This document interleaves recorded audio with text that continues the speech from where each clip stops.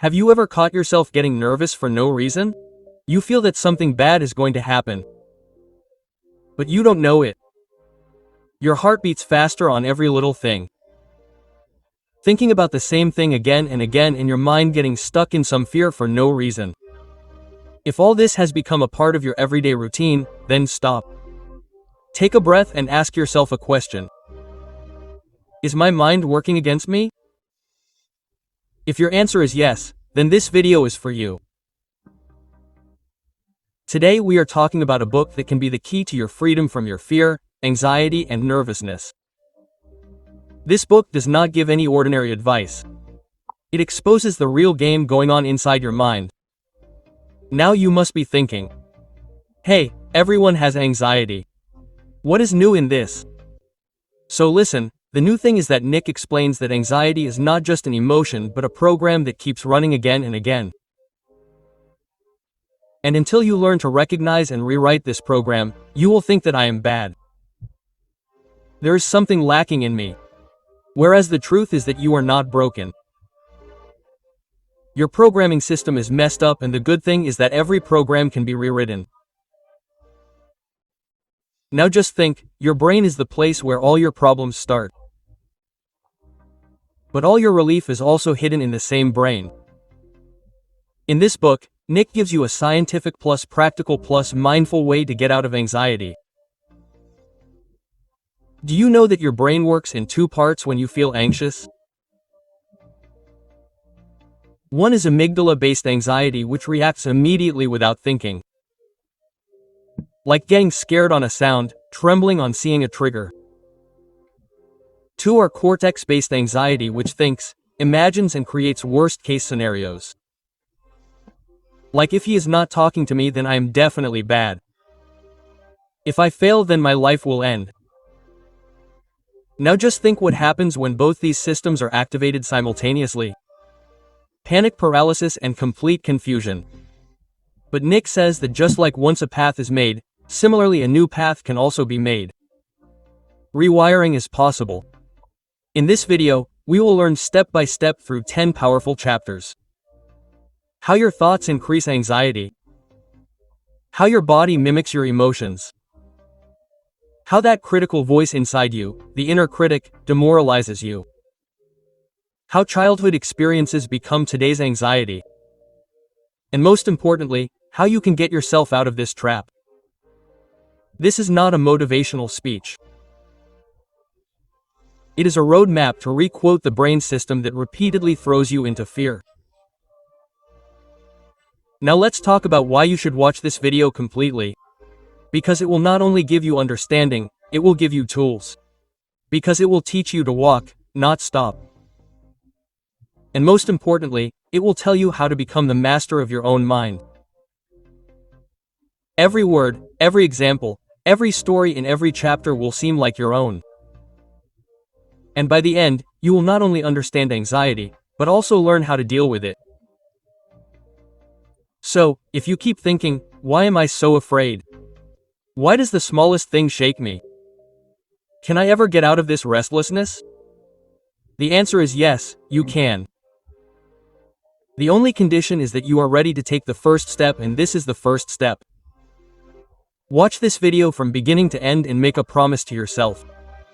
Now I will live with understanding and not with fear. So let us start this journey now.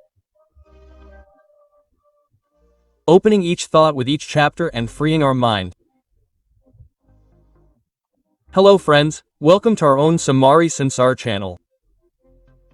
Today we will talk about Rewire Your Assertive Brain by Nick Trenton. So let's start chapter 1. The first formula of the confusion of the mind is to understand the root of your worry.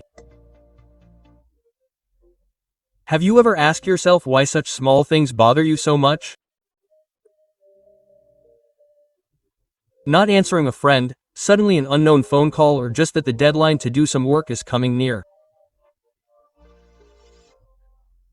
All these things grip your mind and you start feeling helpless. This is the beginning of the book Rewire Your Assertive Brain. The fact is that anxiety is not a weakness. It is a result of some old patterns in your brain. And the good news is that you can change these patterns. In this first chapter, the author introduces us to two main parts of our brain: the amygdala and the prefrontal cortex. These two parts are the real root of our anxiety. The amygdala is the part that controls our emotional and physical reactions. Whenever there is a danger or a stressful situation, the amygdala is activated first and tells us to take action. Whether it is fight, flight, or freeze. In ancient times, this system helped humans to survive. But in today's modern life, this system has become our biggest problem. Today, no lion comes to eat us, but ignoring someone, failing a meeting, or some bad comments on social media, all this is a threat to the amygdala. The author explains that anxiety is not just a thought. It is an experience. And this experience comes when the brain feels threatened. Whether that danger is real or just your imagination, hormones are released in your body. The heart starts beating fast, you start sweating, and your brain repeatedly tells you that something bad is going to happen. Now let's talk about the other part of the brain: prefrontal cortex. This is the part that thinks, takes decisions, and explains to you with logic how serious something is or not. But when your worry starts from the amygdala, then this part of logic becomes weak. You tell yourself, hey, what am I thinking so much? But still your body and mind are unable to come out of worry. The author makes a very strong point here that most of us think that to overcome worry, just think positive, but the real game is not of thinking but of the networks of the brain. Until we understand the interaction between our amygdala and prefrontal cortex, we cannot come out of the trap of worry. An example has been given in the chapter of Rahul, who thinks that the boss will shout at him every day while going to the office. Actually, the boss doesn't say anything, but Rahul's mind repeats the same fear again and again. His body also reacts in the same way, as if something bad is really happening. In this situation, logic cannot do anything because the worry has started from the amygdala. Here the author tells us an exercise. Pause, observe whenever you feel that worry is increasing inside you, just pause for a minute. Notice the changes happening inside your body. Is the heart beating fast? Are the hands and legs trembling? Are you short of breath? If yes, then understand that the amygdala has become active, and at this moment you need to calm yourself down. Not think. The author also tells that the first step to end worry is to accept that it is happening. Often we fight with ourselves when we get worried. We curse ourselves. Yar, why am I so weak? Why am I feeling scared? But this fight increases the worry even more. You don't have to fight with worry, you have to understand it. After this, the author explains how you can teach your brain a new language. When the amygdala is active, you can say certain words to yourself. Like, I am safe. This fear is my imagination, not reality. Nothing is dangerous right now. By repeating these small sentences again and again, the amygdala gradually starts getting the signal that there is no danger, and it calms down. At the end of the chapter, the author also gives a warning that this change will not happen overnight. For many years you have taught your brain a pattern of worrying. Now it takes time, patience, and consistency to change it. Real change happens only when you rewire your brain a little bit every day. So in this first chapter we understand that worry is not the result of our thinking but is a part of an old mechanism of our brain. And until we identify it and work on it, worry will continue to dominate our life again and again. But if we work in the right way with the right practice, then our brain also starts helping us, instead of confusing us. Chapter 2: Relationship between fear and anxiety. How do emotions control our thinking? Have you ever wondered what is the real difference between fear and anxiety? Fear is that which comes in front of a real danger. like a speeding car coming in front. Whereas anxiety arises when the danger is in our imagination. Like if I fail, if she rejects me, if everything goes wrong. In this chapter, Nick Trenton explains in detail how fear and anxiety are connected to each other in our life despite having different roots. When our brain sees a situation, the first question it asks is this a danger to me? And this question is raised first by the amygdala. If the amygdala feels that there is a danger, then it sounds the alarm of danger in the whole body. Heartbeat fast, muscles tense, sweating, fast breathing. Now, whether that danger is real or just imagination, the amygdala is unable to differentiate it. This is the reason that whether an exam is about to come or the fear of talking to someone, both can bring similar changes in our body. In this chapter, the author tells a very interesting thing, that fear and anxiety is always related to the future, and when we think about the future, our mind creates thousands of possibilities, mostly negative. But this is where a new problem begins. We start fearing those things which have not happened yet. And gradually it becomes a habit. Nick Trenton says that the biggest fuel of anxiety is if, i.e., what if? This is the question that comes to mind every time. What if I make a mistake? What if everyone starts hating me? What if I fail? These ifs never end but give birth to every new fear. Now here the author tells a technique. Writing the script behind the fear. Meaning, whenever any worry or fear arises in your mind, write it on paper. For example, fear. If I get rejected in a job interview, then the script. Then I will prepare for the next interview and learn from this experience. Through this process, our mind starts learning that there is a solution to every fear and that it is not the end. The author also explains that our thoughts and body feed each other. If you constantly think with worry, then the body reacts according to that thought. And when the body feels stressed, the mind starts thinking more scary things. This becomes a thought-body reaction cycle, which becomes difficult to get out of, but it can be broken. With a new habit, the author explains that whenever a period of worry comes, you should start with your body. Take a deep breath, loosen your shoulders, sit with your feet on the ground. These small physical steps send a signal to your brain that everything is fine, and this signal calms the amygdala. Another important thing in this chapter is accepting emotions.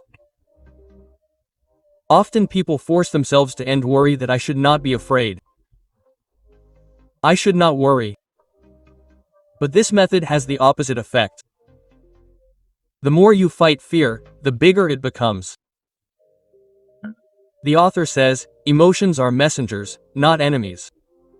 That is, emotions are not your enemies. They are messengers. When an emotion is coming, it wants to say something.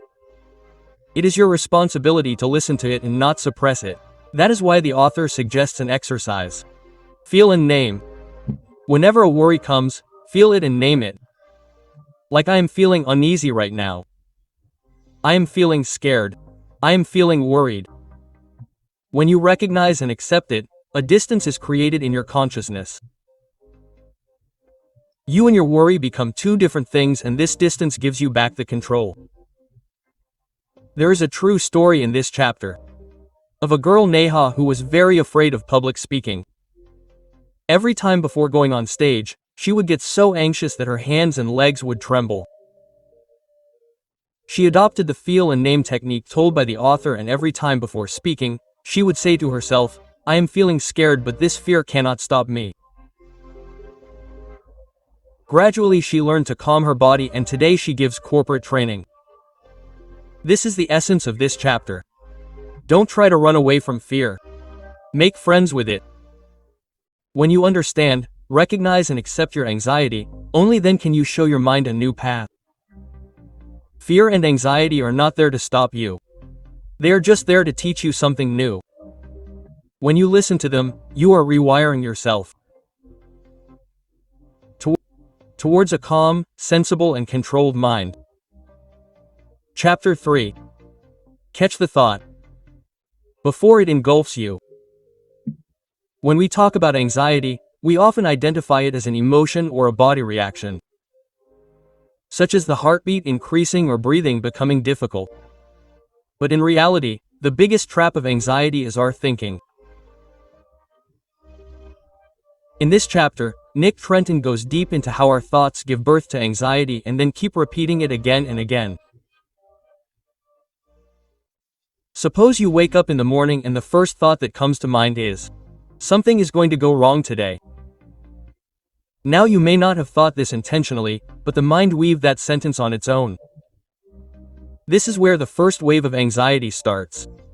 Now you become alert. You start seeing negativity even in small things, and then you tell yourself, "See, I already knew it." But in reality, you yourself brought that worry upon yourself. The author calls this process automatic negative thoughts. These are the thoughts that keep coming to your mind again and again without your permission. Like, "I always make mistakes." "Nobody likes me." "I will not be able to do this work." The most dangerous thing about these thoughts is that they start seeming true to you. But the truth is that this is just a habit of the mind. Not true. Nick Trenton explains a very powerful technique here. Thought challenging technique. Whenever a negative thought comes to your mind, challenge it with these 4 questions. 1. Is this thought completely true? 2. Do I have any concrete proof of this? 3. If a friend of mine was thinking this, what would I say to him? 4. What could be another positive or neutral approach to this? Suppose you think that I will never get success. Now think, is this true? Have you never done any work in which you have been successful? Has every attempt of yours failed? No, right? Then this thought is just an incomplete thought and not the truth. In this chapter, the author also tells an exercise. Making a record of thoughts. Every time a worrying thought comes to mind, write it in a diary. Also write, when did you think? What was the situation? How did you feel due to that thought, and then what was the result?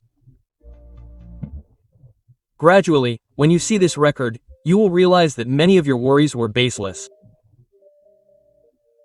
And more importantly, you will develop the habit of observing your mind. You will not trust it blindly. In this chapter, the author also tells that our mind needs a narrative. A story. When something is not clear, the mind starts filling it, and most of the time with fear. Like if someone does not answer you, then the mind will start thinking, maybe he is angry. Maybe he hates me. But the reality can be anything. Maybe he is busy. Maybe his phone is switched off. But until you challenge it, the mind will continue to create stories from its fears. Nick Trenton says, your mind is a storyteller. Don't always believe the story.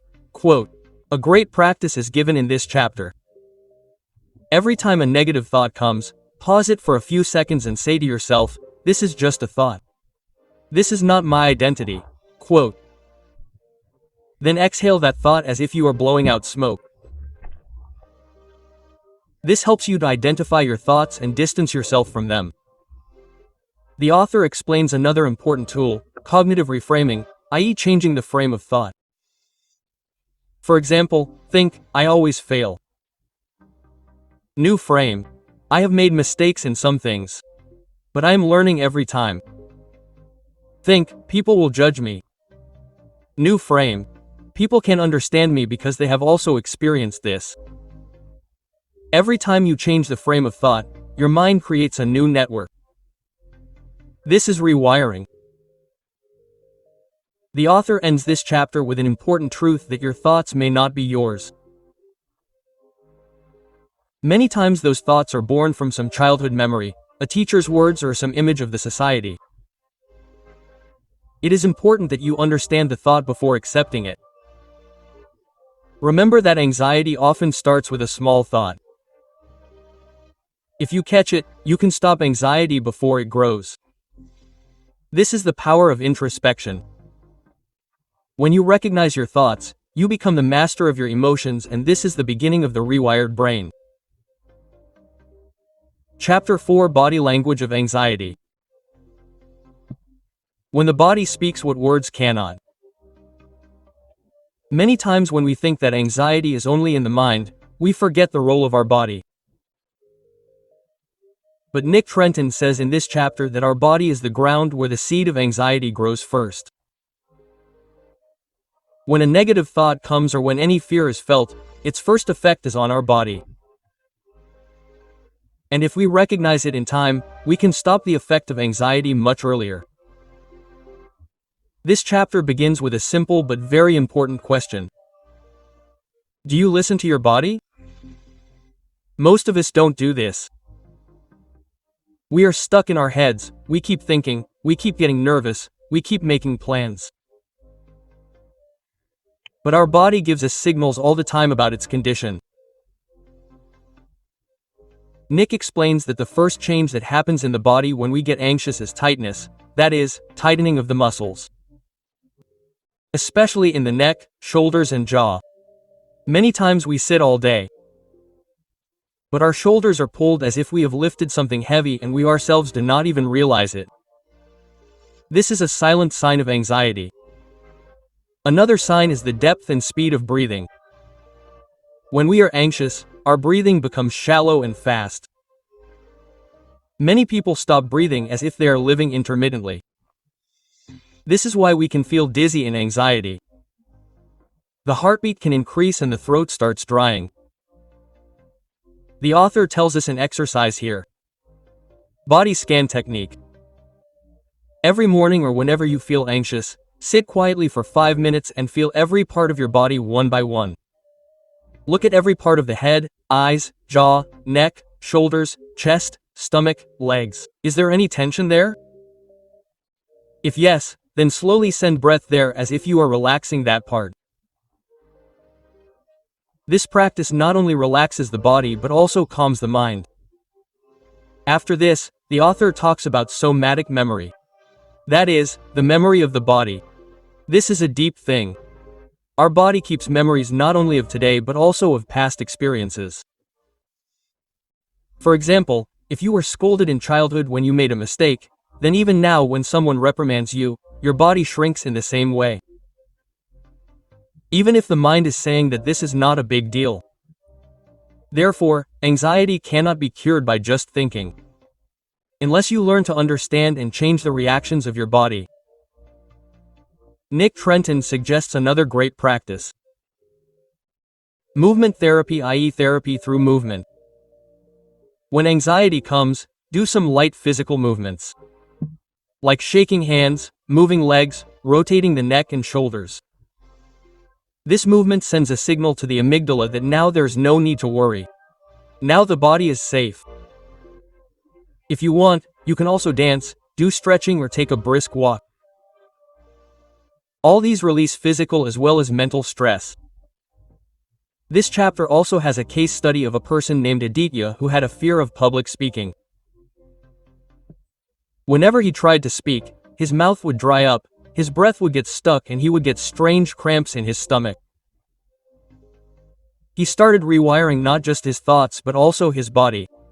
Every time before speaking, he would take a deep breath. He would move his body and do a body scan. In a few weeks, his performance changed and most importantly, he started trusting himself. The author explains that the relationship between anxiety and the body is so deep that many times the body reacts first and then anxiety comes to the mind. Therefore, if we calm the body beforehand, the entire circuit of anxiety can be closed. One last technique that is mentioned in this chapter is grounding. When you feel that anxiety is increasing, then notice 5 things. 5 things that you can see. 4 things that you can touch. 3 things you can hear. 2 things you can smell. 1 thing you can feel through taste. This technique brings you to a state of being here and now, where anxiety has no hold. This is the basic message of this chapter. If you do not understand your body, you can never understand your anxiety.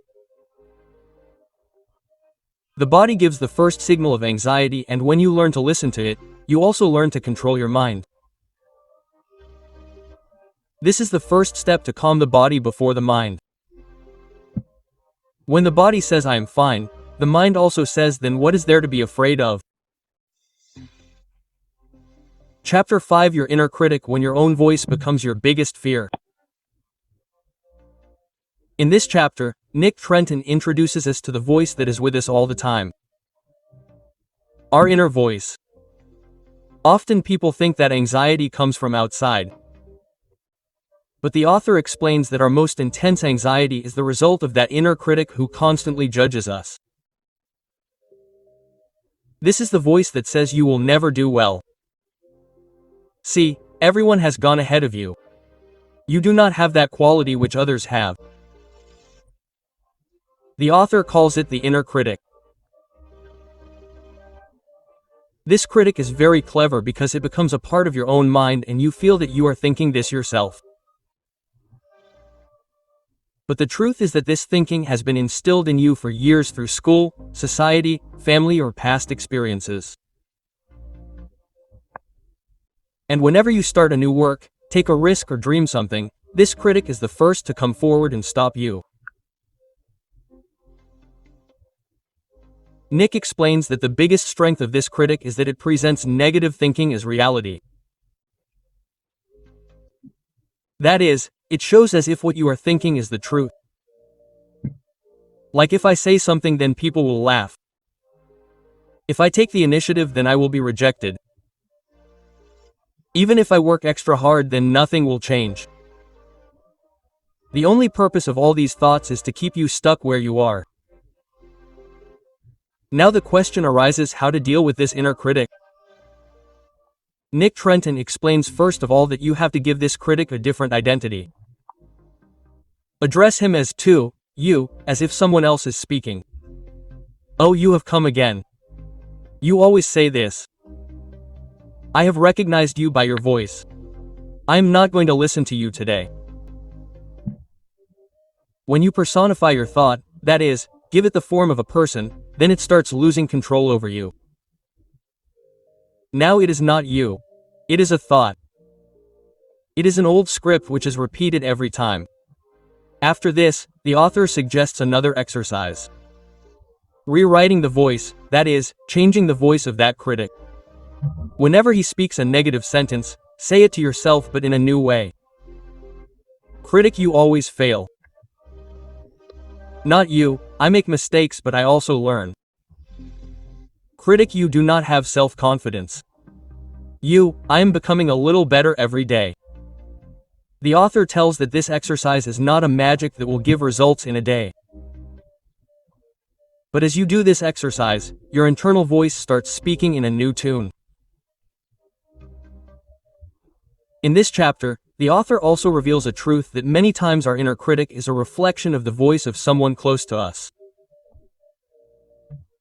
Like a strict parent, teacher, or boss. And we have listened to them so much for years that now it has become our own thinking. But now the time has come to identify it and throw it out. Nick tells a very powerful technique. Best friend filter. Whenever you say something negative to yourself, think if the same situation happened with your best friend, what would you say to him? Would you tell him that you failed, now nothing can happen to you? Or would you say it doesn't matter? Next time you will definitely do well. Then why don't you say the same to yourself? Practicing this technique increases self-compassion and self-esteem. You create an ally within yourself and not an enemy. In this chapter, there is a story of Priya who used to stop herself before doing any work every time.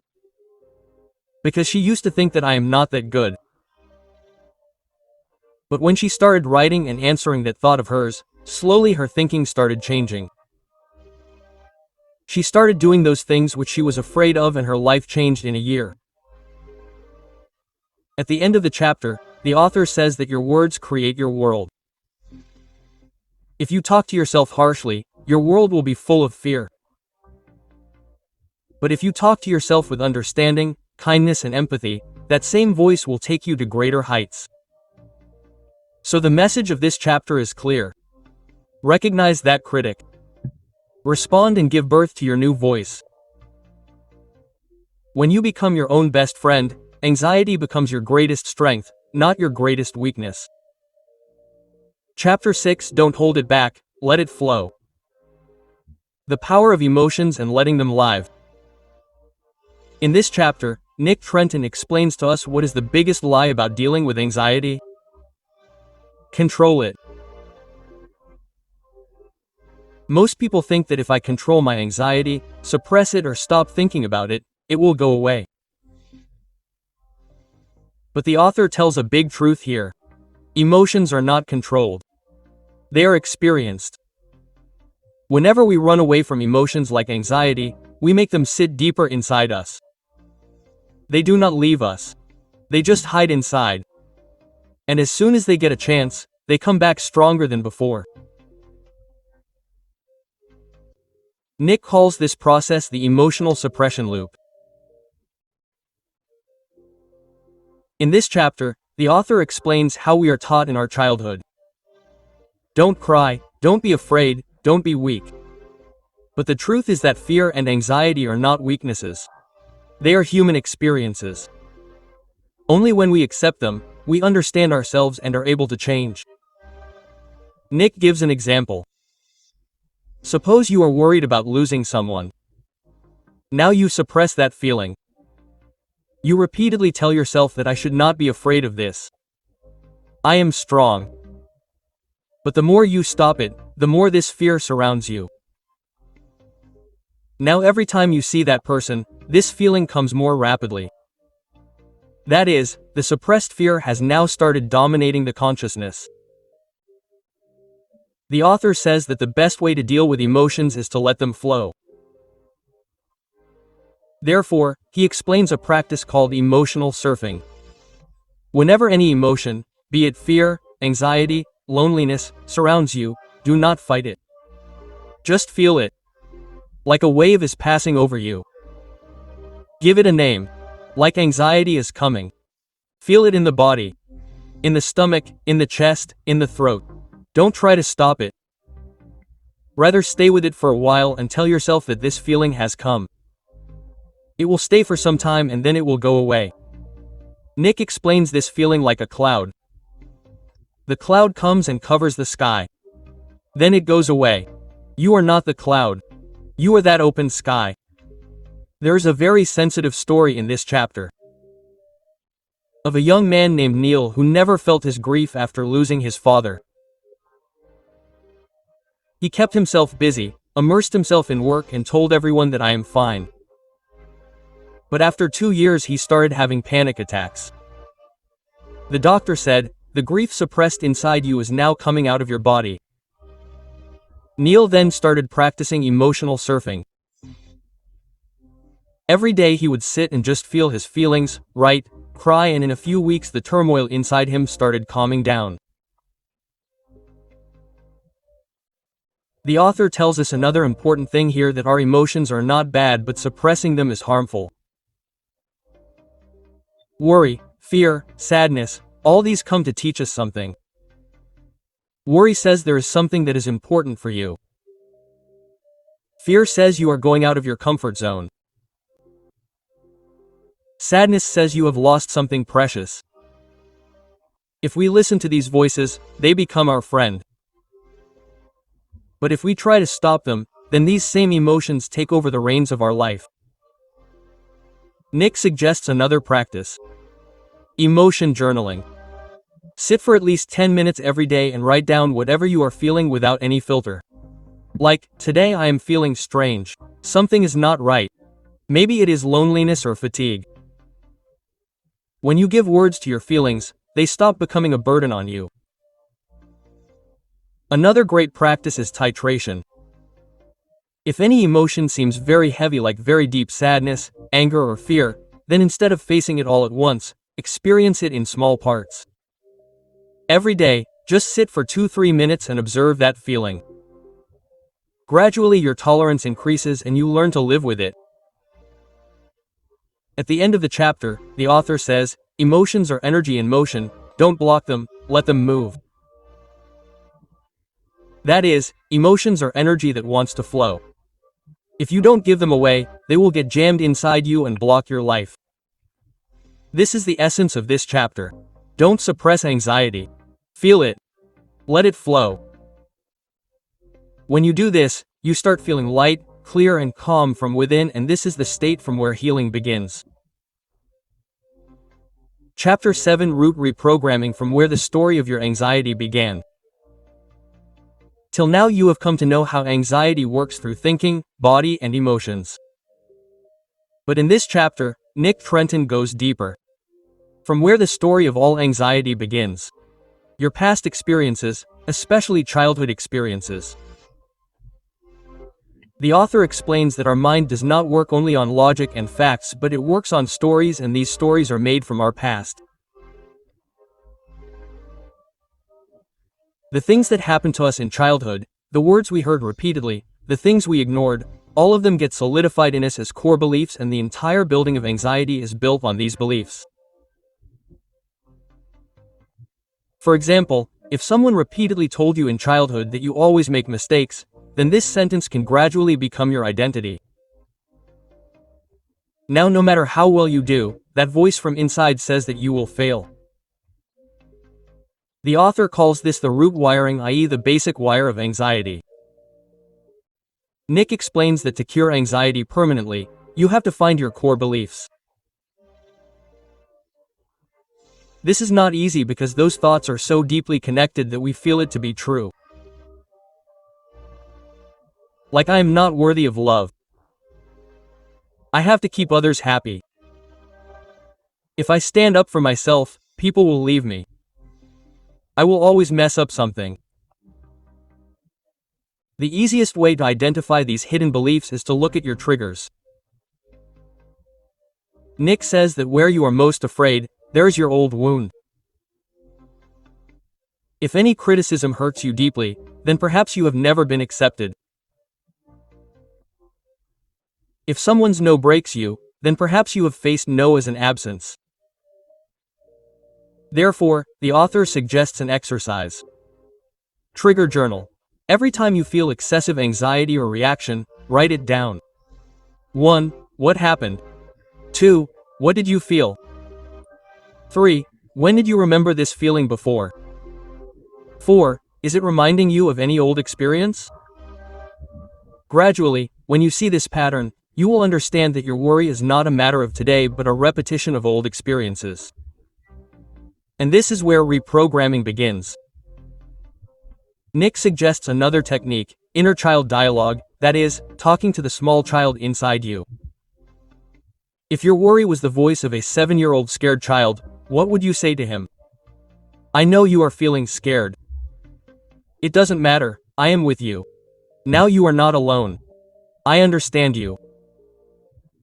These things reach that part of your mind where security is needed, not logic.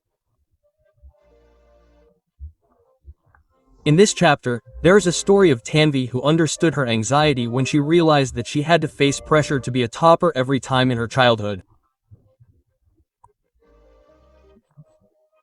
Now, whenever she got a task, her body would start trembling because she subconsciously felt that if she failed, she would not be worthy of being loved. But when she started talking to herself, learned to accept her little Tanvi, her thinking slowly started changing. The author explains that the roots of your anxiety are hidden in the soil. And until you get down to that soil, nothing will change by just cutting the leaves. Now the question is all this painful? Yes, sometimes. But does it bring healing? Absolutely. Nick talks about neuroplasticity here, that is, the brain's ability to change itself. If you recognize your old belief every day and choose a new option, then you can really create a new brain.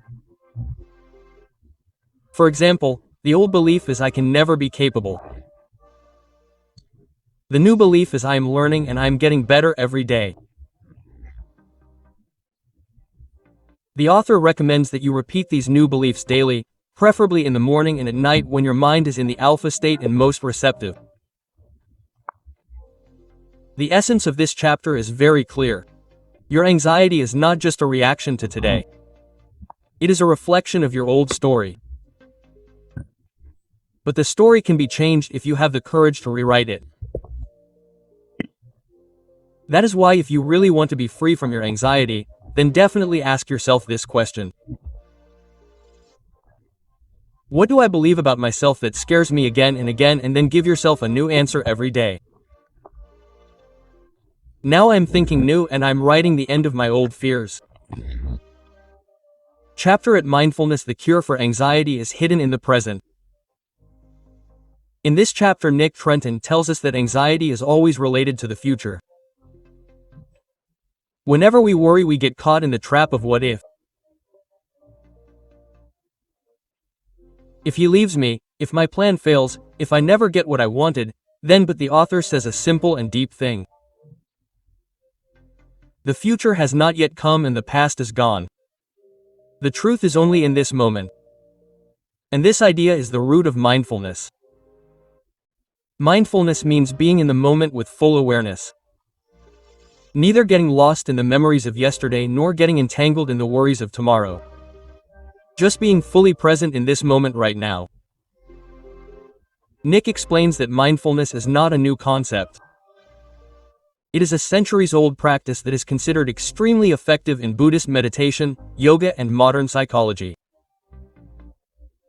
But in today's time, when our mind constantly wanders, mindfulness has become more important than ever. Now the question is, how does mindfulness reduce anxiety?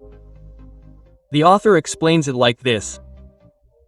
Whenever you focus on this moment, your mind breaks that automatic anxiety cycle. Imagine you are in a panic mode. Breathing fast, heart is beating. Mind is racing. But as soon as you focus on your breathing, 1, 2, 3 inhale. 1, 2, 3 exhale. Then suddenly everything starts slowing down. Why? Because you took your mind out of the doing mode and put it in the being mode. Nick calls this process attention shifting. If your attention shifts to your breath, sound, or the shape of an object, it shifts away from dangerous thoughts, and this shift calms both your body and mind. Here is a great practice. Do 5, 4, 3. This is a mindfulness technique. Do it whenever you feel anxious. Look at 5 things that are around you. Touch and feel 4 things. Hear 3 things. Smell 2 things. Recognize 1 thing by taste. This technique immediately pulls you into the present and starts reducing your anxiety. Nick also explains that mindfulness also affects the physical structure of our brain. Research has proved that people who do mindfulness meditation daily, their amygdala, which triggers fear and anxiety, becomes smaller. And the prefrontal cortex, which thinks and makes decisions, becomes stronger. That is, your brain actually starts regenerating. In this chapter, there is a story of Rahul, who was so nervous due to office pressure and family tension that he used to feel anxiety all the time. He started practicing mindful breathing for 10 minutes, every morning and evening. In a month, his sleep improved. Reactions decreased and his thinking became peaceful. He said, "For the first time I became the master of my mind, not its slave." Nick also tells one important thing. Mindfulness is not limited to meditation. You can apply it in every work. While eating, focus only on food. While bathing, feel the warmth and touch of water. While walking, focus on the speed of your steps and the contact with the ground. With these small things, mindfulness becomes your lifestyle. The author suggests another easy mindful practice. Stop technique. S. Stop. T. Take a breath. Take a deep breath. O. Observe. See what you are feeling. Body thinking emotion. P. Proceed. Now move forward after thinking. This technique changes your reaction into response. And this is the real way to fight anxiety. React consciously. Do not surrender to fear. At the end of the chapter, Nick says a wonderful line, "Worry always wants to take you somewhere else. Mindfulness brings you back to where you really are." So the next time your mind starts running towards the future, towards fear, towards what if, then pause for a moment, take a breath and tell yourself that everything is okay right now because this is the truth. Everything is okay here right now in this moment. Chapter 9, Day-to-Day Rewiring, when every day becomes a brick of your new life. Nick Trenton tells us a very important truth in this chapter. Freedom from worry is not a one-day job. It is made up of small tasks every day.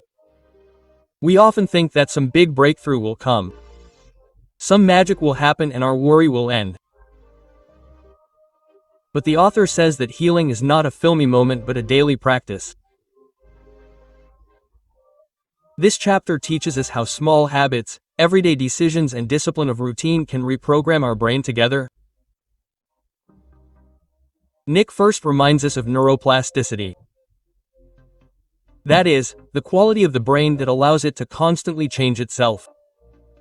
Every time you react differently to anxiety, every time you remain mindful, every time you resist negative thinking, a new neural pathway is formed in the brain. And when this path is used again and again, it becomes your new autopilot. In this chapter, the author explains many small but powerful daily practices that weaken anxiety and strengthen self-control. 1 Morning Positive Priming. Morning Mental Priming. As soon as you wake up in the morning, sit for 5 minutes taking a deep breath. Then tell yourself, "I am calm. I am safe. I am the master of my thoughts today." Then write down 3 things for which you are grateful. This is the most powerful way to start the day in the right direction. So distraction versus intention. The author explains that anxiety often increases when our day goes on without intention. That is, mobile scrolling, getting entangled in people's conversations or getting lost in boredom. So make a rule.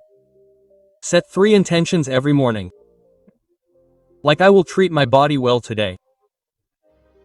I will not think down about myself even once today. I will definitely meditate for 10 minutes. 3 Scheduled anxiety time. This technique is a little different but very effective. Fix a time of 15 minutes in the day, like 6 p.m., 4 to 6 or 15 p.m. During that time, write down all your worries on a paper.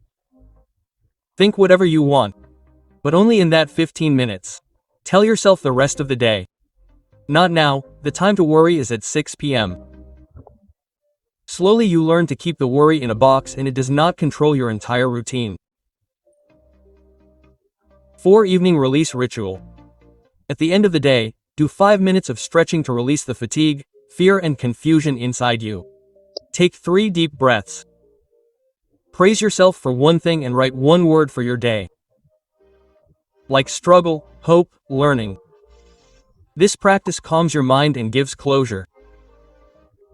5 Am I still okay? Check-in routine. Set an alarm and ask yourself this 2-3 times a day. How am I feeling? Is my body tight? Am I worrying about the future?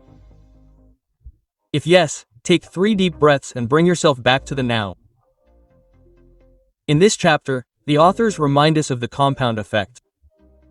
A 1% improvement every day brings 37 times more effect in a year. If you are mindful for just 10 minutes every day, then in a few months your thinking pattern changes. Nick tells a case study of a man named Deepak who used to worry about the future constantly. But he adopted just 3 habits. 1 10 minutes of journaling in the morning, 2 body scans before bed every night, 3 saying, "I am safe," to himself once a day. In 6 weeks his sleep improved and the intensity of worry reduced by half. At the end of the chapter the authors say, rewiring is not a miracle, it is a systematic repetition. You teach your brain to think what you repeat every day. So, if you want your brain to choose peace and stability, you have to create routines and habits that support that peace. Quote, ultimately, anxiety is not a permanent condition. It is just an old habit, and every habit, every pattern, every thought can be changed. If you turn that change into a small victory every day. Chapter 10. Now it's your turn. New thoughts, new me. In this final chapter, Nick Trenton reminds us in a very emotional and inspiring way that your anxiety is not your identity. It is just an experience. An old habit that has now become a part of your life. But now it is time to leave it behind. The author presents the essence of the entire journey here. You learned how anxiety is born in your mind. Especially the role of the amygdala and the prefrontal coccyx. You understood how anxiety is first felt in your body. Breathing speed, muscle tightness, heartbeat. You saw how your inner voice, your inner critic, stops you, judges you and scares you. You realized how not suppressing emotions, but letting them flow brings relief. You recognized your root beliefs. Think about what has been sitting in your soul since childhood. And you learned the way to reprogram your brain through mindfulness, daily practice and new habits. Now the author says, this is the point where learning ends and living begins. That is, now the study is over. The real life begins. Nick says a very true thing here. No matter how many books you read, courses you take, videos you watch, nothing will change until you believe in yourself. Therefore, the purpose of this final chapter is to bring you back to yourself. The author explains that getting out of anxiety is not a straight path. It will be bumpy. Sometimes you will feel very good and sometimes there will be a sudden fall. But falling is not a failure. It is part of this healing process. Nick reminds us that rewiring the brain takes time. But every time you move forward despite fear, you win. In this chapter, Nick gives a visualization exercise. Close your eyes and imagine. There is a door that leads to the world of your old fears, worries, criticism and insecurities. You are standing outside that door and now you have all the tools in your pocket. Mindfulness, breathing, self-talk, new thinking. You take a deep breath and close the door. Now there is another path ahead, light, open, calm. You start walking on that path because now you know that walking despite fear is courage. Nick inspires us to start our day with courage and not with anxiety. You have to remind yourself again and again. I am bigger than this feeling. I do not want to repeat the old thinking anymore. I am a new opportunity every day. Here the author also gives a beautiful exercise. Release letter. Write a letter to your old fear. Dear anxiety, you stayed with me for a long time. I heard you, felt you, understood you. Exercise. Release letter. Write a letter to your old fear. Dear anxiety, you stayed with me for a long time. I heard you, felt you, understood you, but now I want to move on. I thank you, but now I am saying goodbye to you. You can burn this letter, tear it, or just keep it. This is a symbolic but powerful step. Finally, Nick explains to us that anxiety is not a disease. It is a message. When you listen to her carefully, she teaches you what you are afraid of, what needs of yours are unfulfilled, where you are ignoring yourself, and when you start answering these questions, then worry becomes a guru. Not an enemy. The author ends this last chapter with a powerful declaration. Now I choose to live beyond fear, not with fear. Now I am not a victim of worry. I am the author of my story. Now I will not just survive. I will live with full strength. So now it is your turn. Friends, if you have watched this video till here, then it means that you are ready to bring change in yourself. Now is the time for action. Tell us by commenting. From today, write down the thought or habit that you want to change. If this video has been helpful for you, then definitely like, subscribe and share it so that more people can also join this healing journey. And yes, do not forget to press the bell icon because in the next video we will talk about 5 real-life tools to get out of overthinking. You are not alone. You are capable and you are completely worthy. Let's rewire the ass brain together. And if you want to read this content as an ebook, that is also available. You can contact us on WhatsApp to get the ebook. You will find the link in the description and pinned comment. Thank you.